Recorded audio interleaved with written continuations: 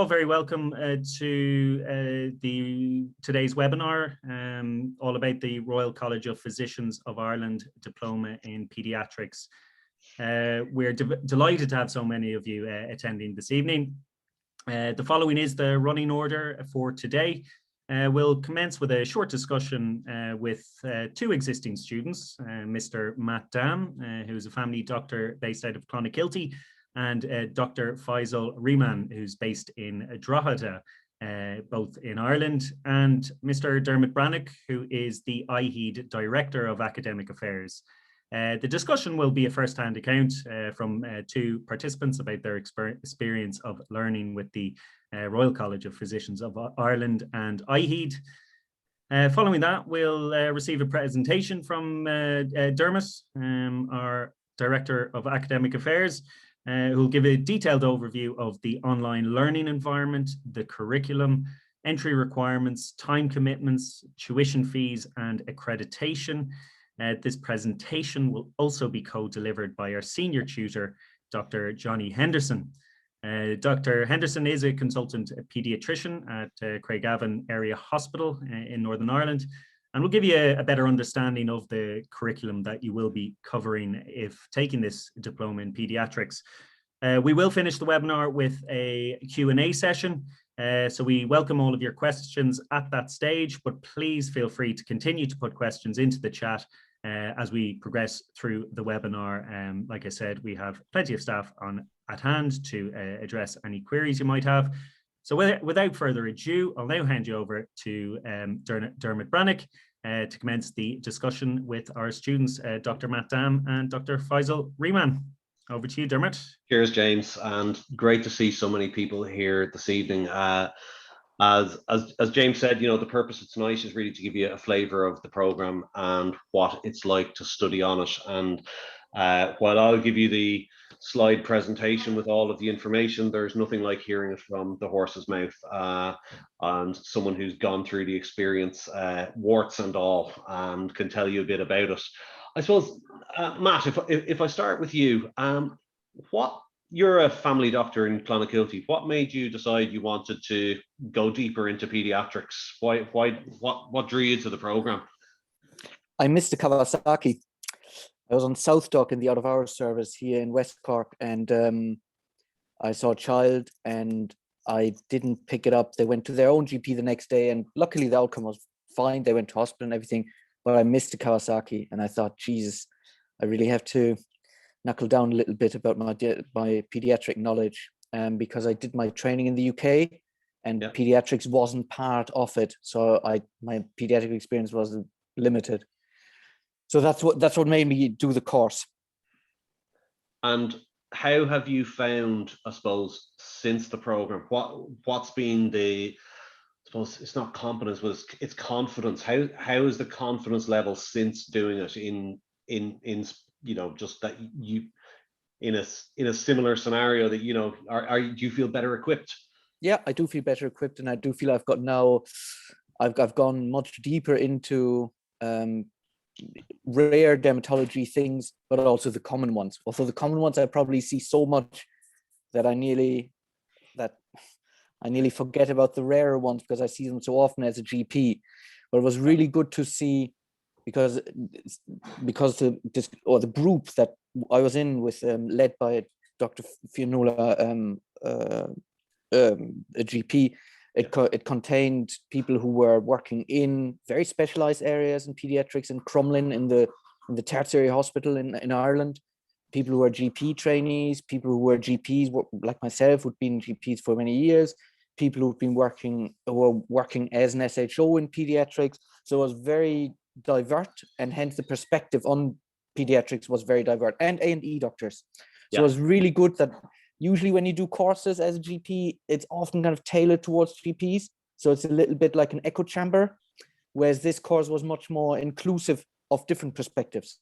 Yeah, and I think it's funny. There's one of the groups that are on now that started a few weeks ago, and we did the introductory session, and it was the majority of people on it are actually working in pediatrics, which really surprised us, because we felt actually the audience is probably more family doctor orientated, but no, it was a whole bunch of people coming to get, either a refresher or a different perspective. And I think you're right, that interprofessional piece is really important. Faisal, can I come to you and ask how, you're in a similar position to Matt, busy clinician. How did you find kind of balancing study and work and family and everything else that goes with it? Oh, you're muted there, Faisal. Thank you very much for giving me the opportunity to attend this webinar. Firstly, I would say all of you, thank you, the whole tutor and the whole IE team who put their really efforts to support us throughout the course. And I have successfully completed all the modules and waiting for the result. Now, at your question about how I found the course, I have a very limited word, but I express my feeling really that I found this course is very well structured. I have a pediatric background. I completed my diploma in neonatology, but when I attended this course, I found that I learned a lot.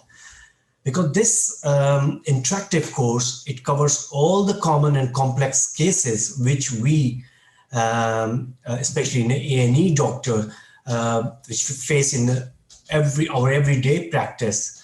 And the good thing was that all the content information were up to date, which helps, definitely helps to deliver better care to your patient.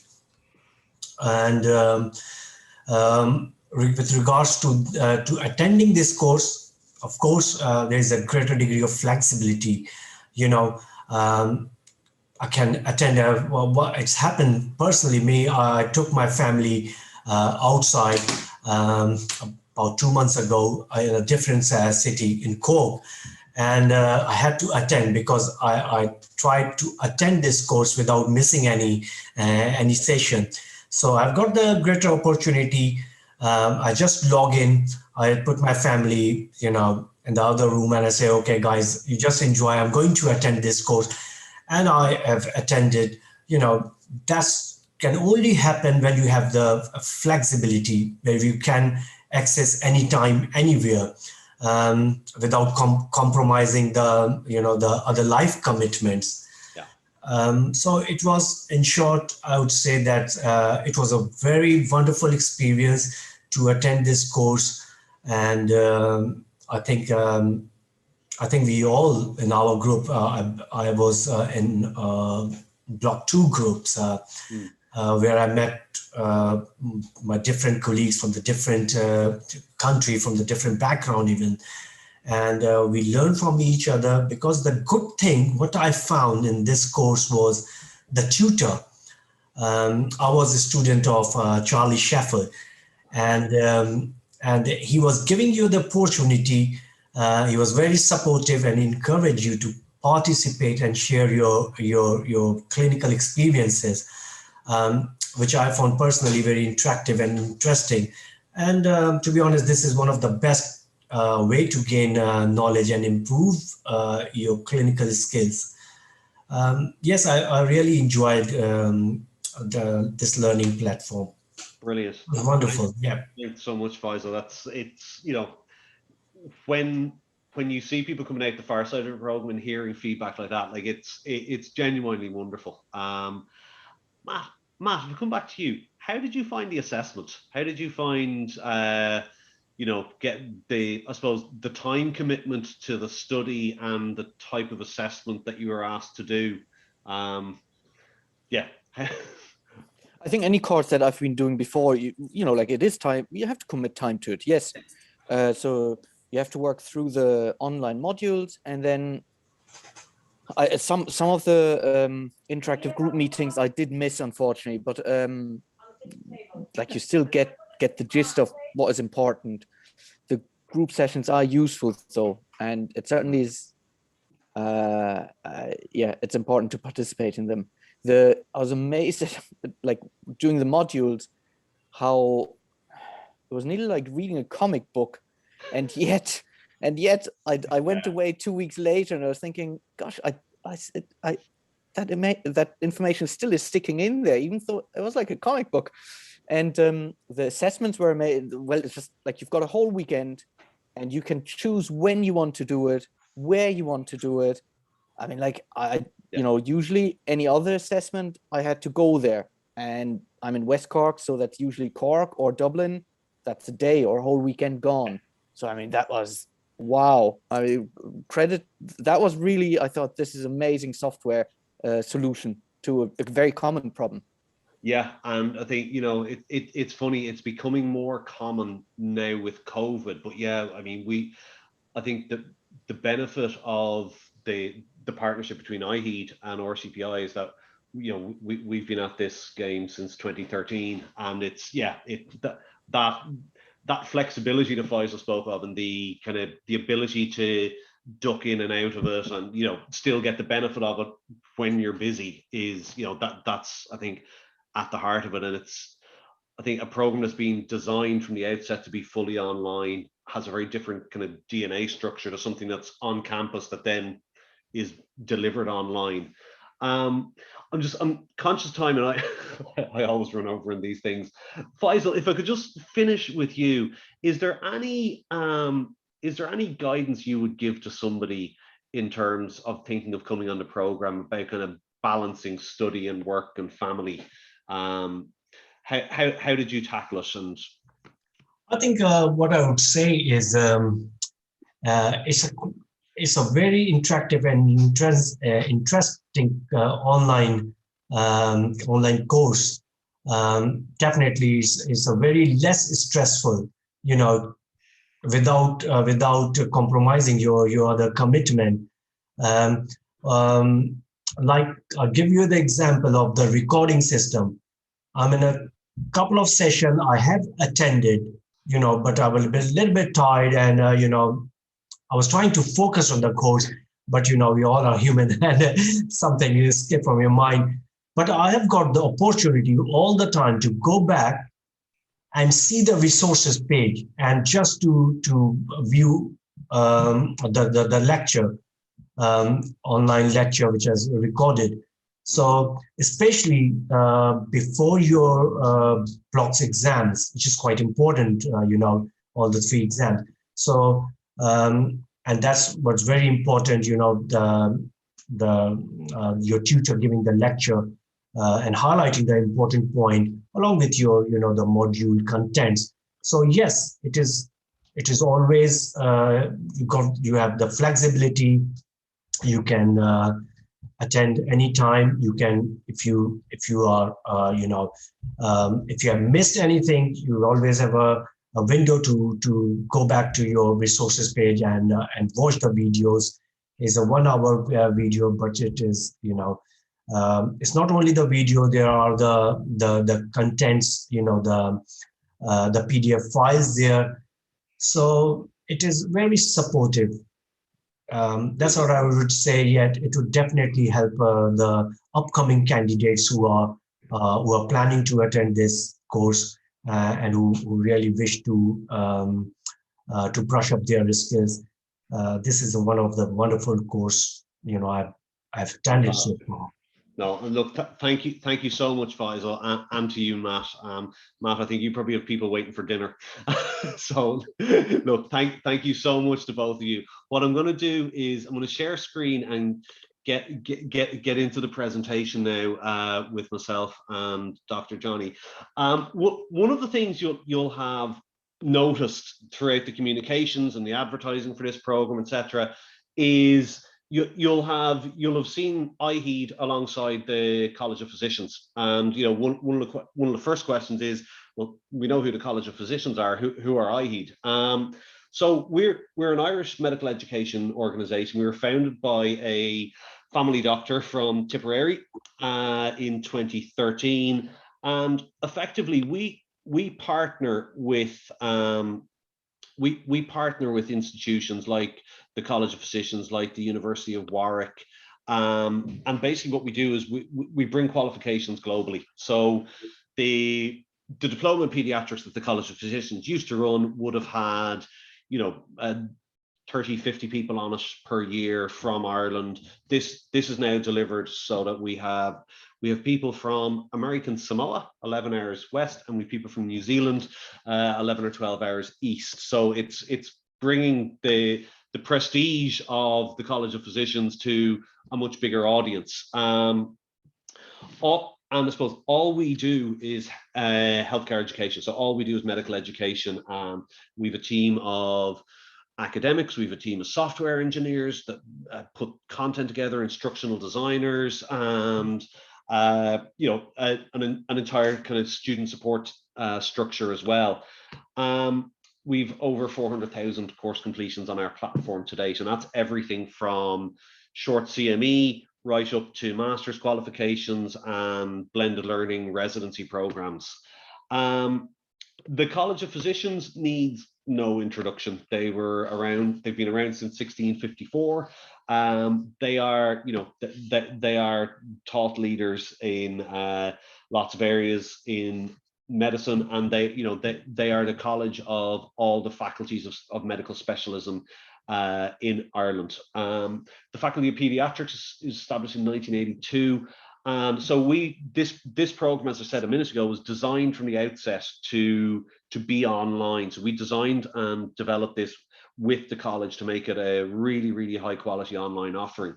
I suppose in terms of why we designed this, if you are going to become a consultant pediatrician like Johnny, it's going to take you, whether you do it in the UK or Ireland, it's going to take you about 8 years of training and exams. There is, and I think both Matt and Faisal really emphasize this, there is a need for greater experience than you get in your undergrad curriculum or in, in whatever training you're going through. So what we came up with was the Diploma in Paediatrics as a 6-month qualification. And I suppose the question that first question to throw over, Johnny, to you is, where do you see, as a consultant pediatrician, where do you see the value in other doctors having this type of qualification? Yeah, so that's a good question. Just looking at that screen, 8 years is so true, and sometimes can be longer. But yes, the whole point is that first 2 or 3 years, you don't really want to be getting to your sort of 4th, 5th, 6th year and then wish you'd done what is arguably in some cases basic pediatrics, but yet you fall into the clinical stuff, as in we have to have so many of these things done clinically or doing hands-on stuff clinically. And the majority of the work is outpatient, and that's a lot of knowledge as well. So getting that ground knowledge, having gone through the course now with yourselves, for me, it must be over a year, Dermot, that I've been with you guys. So it's, even doing that, working through the platform, I'm looking back and wishing I had something like that, because there's a lot of self-driven work that you feel you could miss, or you could also go off the tangent and read other stuff that you find isn't actually, it's the fine nuances that you don't actually need, but you need that broad knowledge, because we do train pediatricians doctors that go off to be subspecialty pediatricians, or we have a lot of primary care base. So I do a lot of outreach to A&E and outreach to GP, and that has an impact on patients coming through to your service ultimately at the end. But you don't know where you're potentially going to be in so many years. So having that diploma or that knowledge that's not membership level pretty much sets you up, even if you want to go to membership level. But even if you don't, going into primary care, you have that background knowledge that's just not offered elsewhere. Yeah, I couldn't have summed it up better. And I think, the types of, I'd put it into 3 buckets, the types of people that we've had on the program in there's been we're onto our 6th intake of the program now, and there's a lot in family medicine, and I think that makes perfect sense.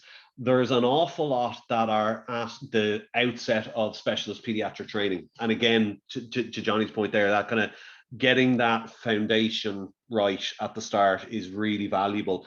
And then there is a complete smorgasbord of other types of doctors. So we've got about 8 to 10% of each intake tends to be emergency room physicians.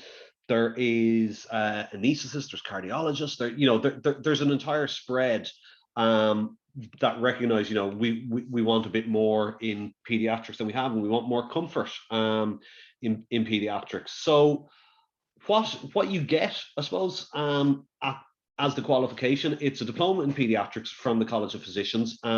It's an academic qualification. I think that's really important. It's not a training program with clinical exposure, so it won't confer any specialist status.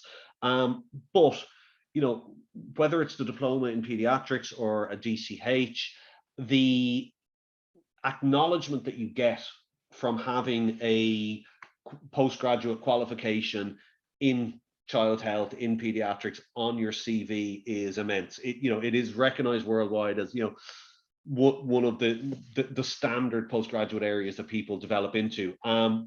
You do also get CPD. We do the CPD pretty simply as there's 22 teaching weeks in a program, and there's an hour tutorial, and there's an hour kind of discussion activity, and there's a CPD hour attached to each of those. Some regulators, depending on where you are, if you are in Abu Dhabi, they will give you 96 hours. If you're in Qatar, they will give you 36 hours. RCPI in Ireland will give 44, and so it depends what jurisdiction you're in. I think we've touched on this a bit, Johnny, and certainly I think Matt and Faisal gave some really good examples as to what they are looking for from the program. But from your perspective, in terms of the curriculum, what do you see? And obviously there's areas we've left out very deliberately, but where do you see the kind of, I suppose, the value in this type of curriculum? And so with it being arguably virtual, I mean, Dermot sat in on plenty of tutorials myself. I'm a teacher who walks around a room and uses the hands, so I find it sometimes quite confined when I'm sitting on a screen, but actually my kids that run in end up being used as other assessments. So there's other platform type stuff we can use, but it's all evidence-based and all readily changeable. Plus the amount of shared knowledge that comes from colleagues of different disciplines at different stages, we share, and once we get to know our group, we can push each other. And so you're always learning, even with the content that's there on the platform that has already been looked at by tutors and has been vetted and has gone through all the checks before it gets onto the platform that it is correct. It's also orientated around clinical cases that are how we approach medicine as adults, not like how we learned as kids.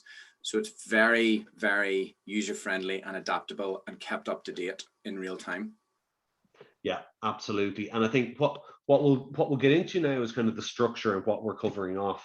So, the structure is there's 22 weeks of teaching content in the program, and that goes by in a heartbeat. We've structured it into 3 blocks, and there's kind of discrete topics for each of those, and we'll go into the delivery model of that in a moment. But in terms of actually how we structure this and what we cover off, so we'll start off with an induction week, but then there's topics each week. And Johnny, we obviously we won't read through this line by line, but do you want to just give a flavor of the types of areas that we're looking at in each of the blocks? Yeah, so if we just middle of my screen there, I'm looking at wheeze, asthma. Actually, when you look at the topics, they're huge topics. And when we run through as tutors, I mean, a 1-hour session to run through these, you can look and think, there's no way you're getting through that. But actually, as tutors, you have time. You have time to look at the cases on the platform to go through that. You have a discussion platform, which is where you type and you see what the rest of your group's thinking. Us as the tutors are stepping in there to sort of lead the conversation, direct you to the right area. So then when it comes to the actual tutorial, which, I mean, some of the tutors run it differently. I tend to run it more as a conversation, trying not to lecture. So I'm trying to give you the most value that you can out of this to fill your knowledge gap and provide those times to ask those questions and share amongst the group. So for example, wheeze and asthma, your whole group may know everything there is to know, right? Well, then I might push you past what there is to know on that topic, just so that you get as much out of this. So say you come to that tutorial and you go, do you know what, we know this topic, we've done it.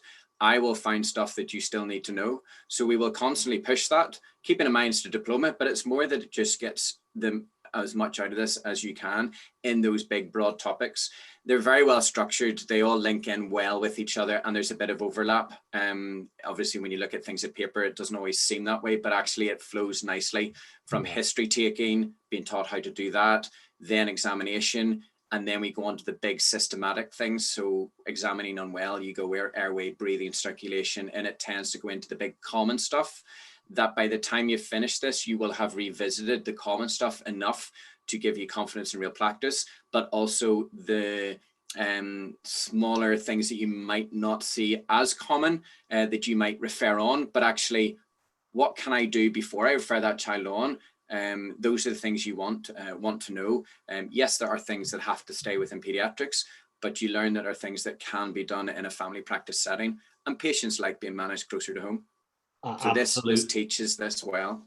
Yeah, absolutely. And I think, you know, we distinguish between, you know, you don't need to know how the pediatrician is going to do it, but you do need to have an idea of what they're going to do and why. And when it comes to areas like, if I go into the third block, when it comes to areas like, you know, genetics or diabetes, yes, you know, a lot of that might be managed in a specialist way, but you still need to know quite a bit about it. You definitely want to know things like red flags for cardiology. You want to know, you know, there's a huge amount, if I go back to block 2, you know, there's a huge focus on kind of normal growth and development. And hugely important in pediatrics is that's like you say, those things that you said about red flags need to know. But I'm not, as a pediatrician, interested teaching in this diploma, getting you to do everything for me. We very much work together, and this is what this teaches.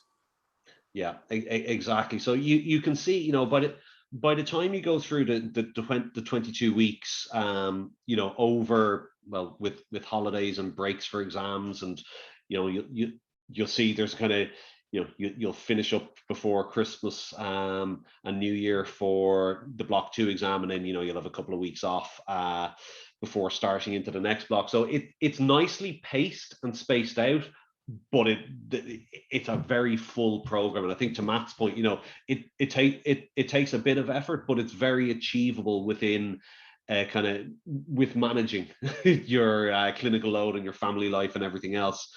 But I suppose what we've tried to do in putting the curriculum together is deal with the common areas, know the red flags, know the referral pathways, and know what will happen then when you refer. And you know, the curriculum is there. The curriculum is there that we can give you kind of fuller detail on what's covered in each of these areas. So in terms of the structure, then each week we've designed this to be online from the outset. So we go through an induction week, and that gets you used to the online platform. It gets you to meet your group, and you know, while the program itself is large, you'll always be in a group with about 20-25 people on it. And you know, that is a very nice small group environment. You stay with that group for the 6 months of the program. You get to know your tutor really well. So you know, it's a fantastic learning experience, and something, you know, the groups are really nice to be involved with. Each week, then, it's really important that you can kind of fall into a rhythm and predict what the program means in terms of time and how you can structure it. So the online content is absolutely phenomenal. It's really, really strong. I'll show. Actually, I'll jump here. The content, you know, Matt kind of compared it almost like to a comic book a few minutes ago. It is very, very visual. So you know, what we deal with is kind of patient cases. We'll go through the theory, the background, the pathophysiology, whatever it might be, and then we will go through patient case scenarios for each topic. Works equally as well on mobile as it does on laptop. And you know, it's the case management, I think, that is really at the heart of it, and that's the focus of the assessment as well. It's all about, can you make good clinical decisions? We start each week with a discussion forum, and we'll give you a clinical vignette of a patient case, and we'll ask you to, what are next steps in, diagnosis, in treatment, in management, in referral, etc. And that discussion kind of threads itself throughout the week as you're looking at the content. And what it does is it arms your tutor really well to know where they should focus the weekly tutorial. So towards the end of the week, then in Europe, it's Wednesday or Thursday evening. In the Middle East, it's a Friday morning, and in Asia, it's usually a Thursday evening. So that your activity on the discussion forum really informs how your tutor then delivers that particular session. So it's a fantastic model that it keeps you involved with your group. You're never going to feel like you're doing this program on your own, and you're never going to feel like you're not supported. And then I'll talk about the assessments. Actually, I'll talk about the assessments now. The assessments are really, really straightforward. So, and they're fair. And I think, Johnny, it's fair to say, the assessments are absolutely linked to the content on the platform that you will study, and they're focusing on patient management. Absolutely, and we check that within the team, as Dermot knows, we go through as clinicians as well and make sure any questions that are set, that they are fair. We discuss them regularly to make sure we're getting the right outcomes that match the content, to be sure that we don't run off track. So it's very focused to the stuff that you're being taught. No surprises. Yeah, exactly. So the assessment then, it as Matt said, there's, and I see something coming in chat about the flexibility around it. So you have a weekend during which you can sit the exam, 24/7 whenever you want, and it's kind of securely invigilated through third party, and it's done very, very well. So I'll start with the skills portfolio, actually. So one of the things that we want to do is make sure that you actually have really good clinical skills as well. Now, we can't assess those in a clinical setting, but what we can do is look at communication skills as part of the program. So we will ask you to record a video with you and an actor, a family member, a colleague, a flatmate, and they'll play the role of a parent and you'll play the role of the doctor. And we will ask you to do a history taking session. We will ask you to explain a diagnosis, and we will ask you then to explain a fairly difficult diagnosis to somebody. And that really gets to the heart of kind of some of the tools that you should be using in communication. The importance of being able to take a proper structured history in pediatrics is vital. The importance of being able to actually take this deep medical knowledge and put it into non-medical language to assure your patients is really important, and breaking bad news is really important. So the first video, the history taking one, is formative. It doesn't count for any it doesn't count for any grades. So that one is just for practice. The second block video and the third block video then count for 10%. So someone's asking for an example. So the second block video from the last group was on how would you go about telling a 9-year-old that they were going to go on growth hormone injections. So to do that well, you obviously need to know a bit about growth hormone and the treatment that they're going to go on, but you also need to be able to put that into age appropriate language that you discuss with parents and a 9-year-old. You need to be able to give reassurance. You need to be able to leave time for questions, and they're fascinating to view, but they're really, really valuable as an exercise to put together, because for you to submit that recording, you have to think about it, you have to do it, then you have to watch it back afterwards. And whether or not we actually put any percentage mark to it, that in itself is a hugely valuable learning experience. So the video submissions are worth 20% of the qualifications. The exams are reasonably short. They're about an hour long for each of them, and They are either single best answer or multiple answer or very short free text exam questions. They are all clinical case scenarios, the exact same type as you will see on the discussion boards each week and on the student content each week. So, you know, if you're contributing to the program, it is very unlikely that you'll fail the assessment. We have an average pass rate in the 90 odd percents for the assessments on this program. And on the one hand, that's high, but on the other hand, everyone's coming onto the program is a doctor. There's an absolutely outstanding learning environment. The quality of the program materials is second to none. It is bang up to date. The faculty are amazing. The faculty are absolutely amazing in the program, and the assessment is fair. So, you know, if we had a high failure rate, we'd be asking pretty serious questions.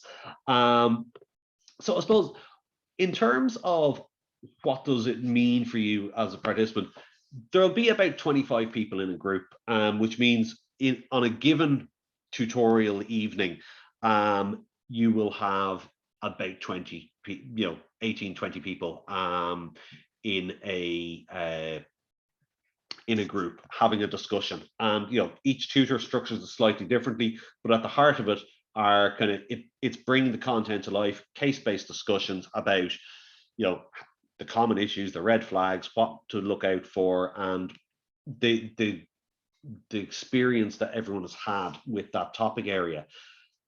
I think the 3 blocks, the pace is just about right. It's, you know, it is busy, it's condensed, but you get through the qualification.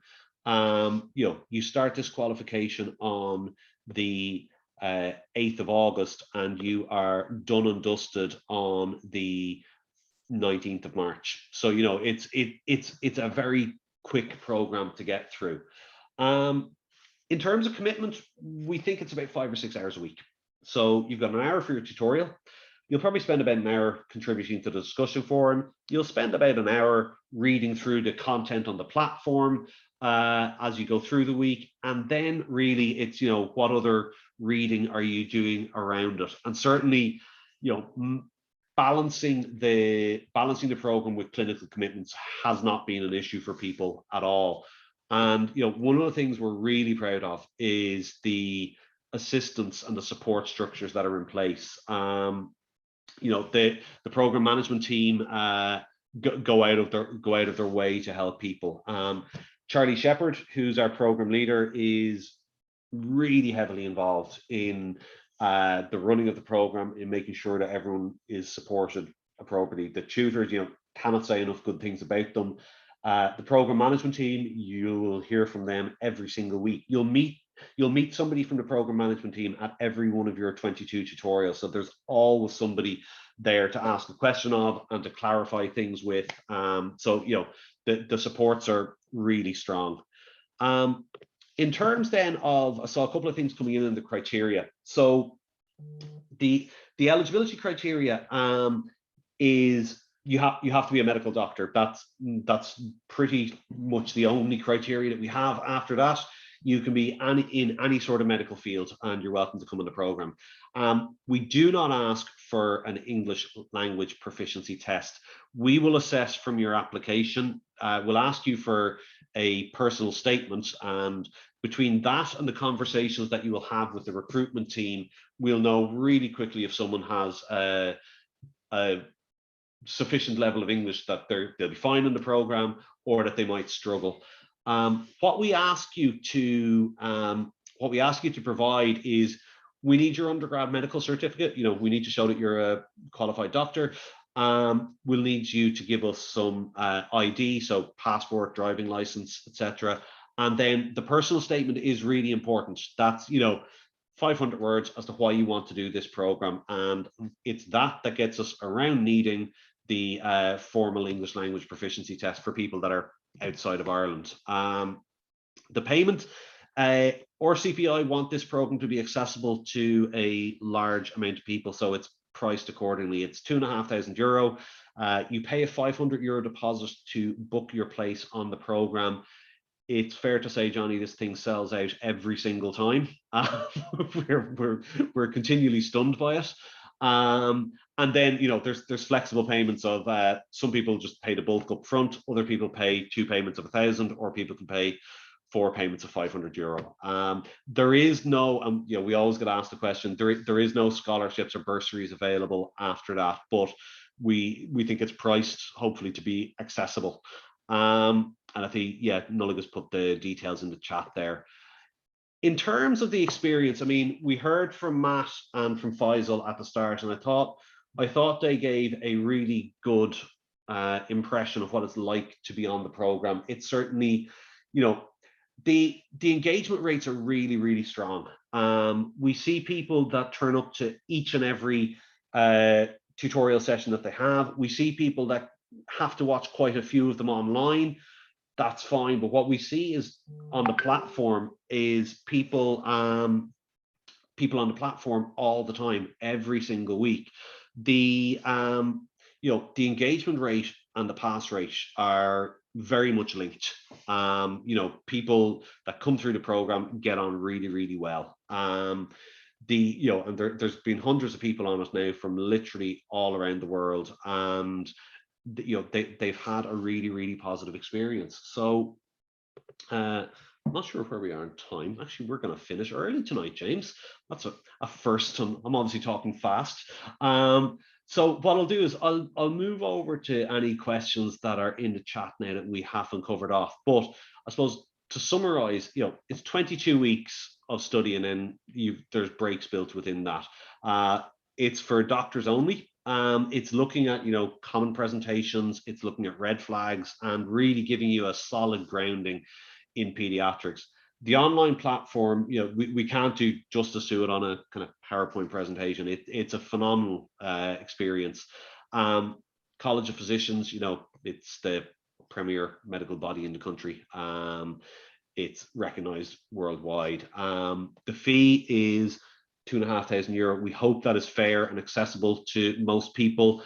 This program sells out every single time we run it. So if you are interested in coming on, then, you know, please get in touch with the team and book your spot on it. So I will stop screen share. And James, what happened? We covered on questions that's come in on chat.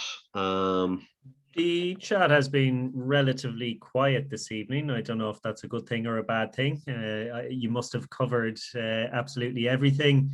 If anyone does have any questions that they don't want to share in the chat, our education advisors will be following up with you. So you will have another opportunity to ask questions in the next before the end of the week. I mean, thanks so much, Johnny, Faisal, Matt and Dermot so far. Great webinar. I thoroughly enjoyed it, and I would stress the point that the places do fill up very quickly, and we're well over 60% capacity for the next intake. So we do fill places on a first come, first serve basis. So if you're interested, definitely get an application into us sooner rather than later. I've just seen a question in there from Simon about post-nominal. So in Ireland, there are no formal post-nominals for it. What you've put in there is absolutely what we have seen a lot of people using after it. And yeah, the question in there from Dr. Sikmela on the study materials. So the study materials are all provided on the online platform, and they're provided in a way that is really, really engaging. And actually, I'll just for the sake of a minute, I will show you what this looks like. So bear with me 1 second. So I'll share screen again, and hopefully, yeah, we're going into the program, and I'm going to go into student view because I'm in as an administrator. So it always takes longer to load when I'm screen sharing on Zoom. So each of the sessions, each of the weeks has its own section on the program. You go into this, you see each of the sections. So we're going to recognize the critically ill child. What you'll see is it's very, very visual. It's not pages and pages of flat text. It's really, really interactive content. Everything is linked back to learning outcomes, which is linked back to the curriculum, which drives the assessment. So, you know, it's all linked together. There's patient cases right throughout the content. So what we will do is, you know, we'll get into the kind of the background of each area. There's, you know, so here is, you know, so you'll get to hear the differences between stridor and wheeze, you know, grunting child.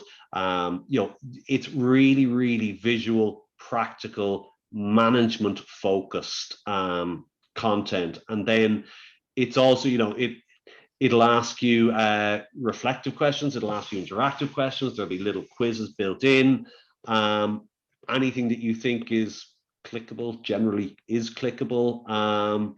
So, you know, as Matt said, you know, going through it doesn't feel quite like study. And, you know, you can look at this on an iPad or on a phone just as easily as you can on a computer screen. And, you know, really, really interactive content. And then, you know, so once we go through all of this, then you get into patient cases. So, you know, the content, you don't need, I think it's really important to stress, you don't need books, you don't need reams of notes afterwards. You know, all of the content is there in the platform for you. So everything you need to study and to pass the assessment and get the qualification is right there for you. Dermot, a couple of questions came up on the chat regarding the exams. I think you did address it a little bit earlier, but what about flexibility of those exams if someone is struggling to meet their exam time? Yeah, that happens all the time. So, you know, there is an entire weekend to sit the exams. If somebody has a difficulty with that, just come and chat to us. We'll find a solution. Obviously, exams have to be run in a highly secure environment. They have to be timed so that you're still progressing through the program. But, you know, everybody is a full-time clinician. The average age in this program varies from kind of 39 to 40 something. So you've got lots of people with small families. And, you know, so people are juggling lots of things. There's huge support there. We will generally find a way. Brilliant. Can you access, Simon's asking, can you access the content after diploma? You can for about, it's a few months after the qualification, you can still access it. And certainly you get, you know, any of the things that are given out during it, obviously you have those. There's a couple of reasons why it's not there for longer. Most of all is the content can change, the guidance can change, and therefore, you know, we don't want to be knowingly having out of date stuff up there. But yeah, you get it for at least a number of months after you finish. So yeah, that's there.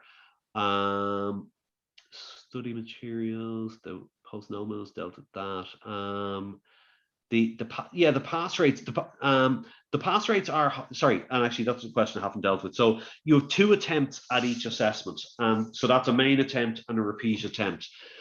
Of the 600 people that have done this program, we have had 4 that have exited the program because they have not passed on the second attempt of an assessment. So the statistical likelihood of that happening is really, really low. And I go back to what I said of that is directly correlated with engagement. The people that turn up to the sessions every week, or not even every week, the people that are regularly engaged fly through the assessment. So it's the assessment isn't something to fear. It's an important part of the program, but not something to be worried about. And yeah, it's recognized in the UK, absolutely. You know, the qualification, you know, Diploma in Paediatrics on your CV, the vast majority of medical institutions in the world will recognize that. It is really important. It doesn't give you a specialist status. What it says is, I have an additional expertise in pediatrics, and that's what's recognized. Absolutely. Johnny, is there anything we haven't covered in terms of kind of the experience or the rationale for doing it, or anything in your mind? Not that I can think of. I always laugh when I look, as much as I love talking to myself. It's cameras, people having cameras on. So it's like, if you don't like having cameras on, try maybe change that mindset, because it's just a nicer interaction. But yeah, other than that, I don't have anything else to add here. I really don't. Not that I can think off the top of my head. Really concise coverage. Yeah, no, and I think so after the session this evening, we will give you a copy of the slides that I've used. We'll send you the recording, and the team at iheed will be reaching out to basically get your feedback and see if you're interested in progressing onto the program. So for practically the first time I can think of, we are going to finish on time. A huge thanks to Dr. Johnny, Dr. Faisal, Dr. Matt for their input to it. We're delighted to stay on and ask any other questions, but equally we'll follow up with you in the next couple of days and gauge your interest in coming on the program. So thank you all so much for your time this evening. Yeah, thanks so much everyone for giving up close to an hour of your valuable time this evening. Great to see so many faces. So thanks very much indeed. Brilliant, and we'll be in touch soon. Thank you so much, everyone. Thank you. Take care. Have a lovely evening. Take care. Bye-bye. Bye. Bye.